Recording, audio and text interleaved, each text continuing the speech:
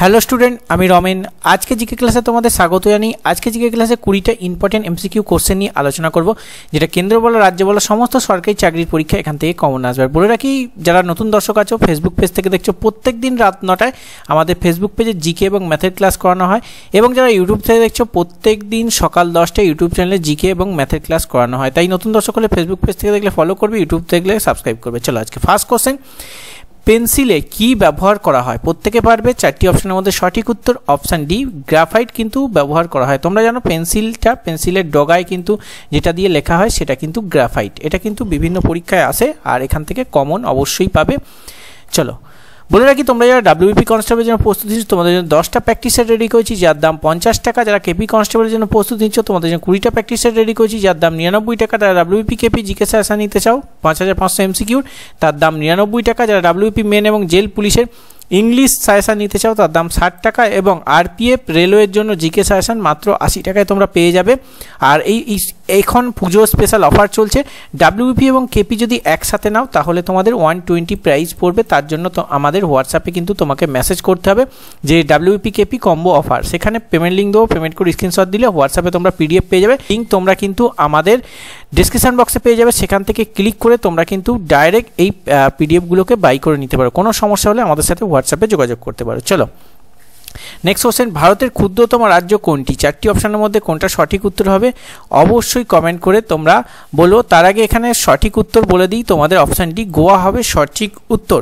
Next question, রঙ্গিলা খান নামে পরিচিত কে? 4টি অপশান আছে, 4টি অপশানের মধ্যে সঠিক উত্তর কোনটা হবে? এক্ষেত্রে অপশান ডি, দ্বিতীয় আকবরকে কিন্তু রঙ্গিলা খান বলা হতো। নেক্সট, ইস্ট ইন্ডিয়া সোসাইটি তৈরি হয় কত সালে? এক্ষেত্রে 4টি অপশনের মধ্যে সঠিক উত্তর অপশান সি, 1866 সালে কিন্তু ইস্ট ইন্ডিয়া কোম্পানি তৈরি হয়। নেক্সট, কার সময় কলকাতা মেডিকেল কলেজ প্রতিষ্ঠিত হয়? এক্ষেত্রে তোমাদের সঠিক উত্তর অপশান ডি, লর্ড উইলিয়াম বেন্টিংয়ের সময় কিন্তু কলকাতা মেডিকেল কলেজ প্রতিষ্ঠিত হয়। সালটা হচ্ছে 1835 সাল। চলো নেক্সট, স্বরাজ পার্টি কত সালে প্রতিষ্ঠিত হয়? এক্ষেত্রে সঠিক উত্তর অপশানে 1923 সালে কিন্তু স্বরাজ পার্টি প্রতিষ্ঠিত হয়। নেক্সট কোশ্চেন, সুয়েজ খাল জাতীয়করণে কোন দেশের নেতাদের উল্লেখযোগ্য ভূমিকা ছিল? এটা পারবে। সুয়েজ খাল কোন দেশের উপর দিয়ে গেছে বা কোন দেশে? সেক্ষেত্রে অপশান সি মানে মিশর হবে তোমাদের এক্ষেত্রে সঠিক উত্তর। নেক্সট, হলদিঘাটের যুদ্ধ কত সালে হয়েছিল? এটা প্রত্যেকে পারবে। এক্ষেত্রে সঠিক উত্তর অপশানে 1576 সালে হলদিঘাটের যুদ্ধ হয়েছিল।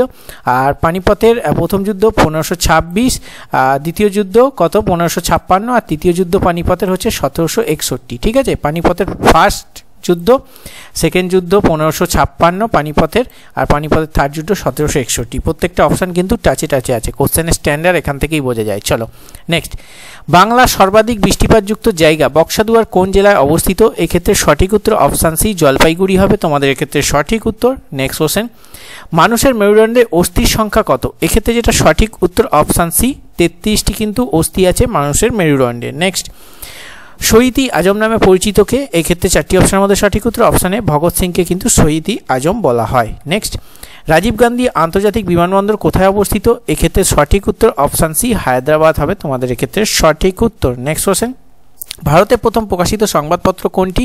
প্রত্যেকে পারবে। এক্ষেত্রে সঠিক উত্তর অপশান ডি, বেঙ্গল গ্যাজেট হবে সঠিক উত্তর।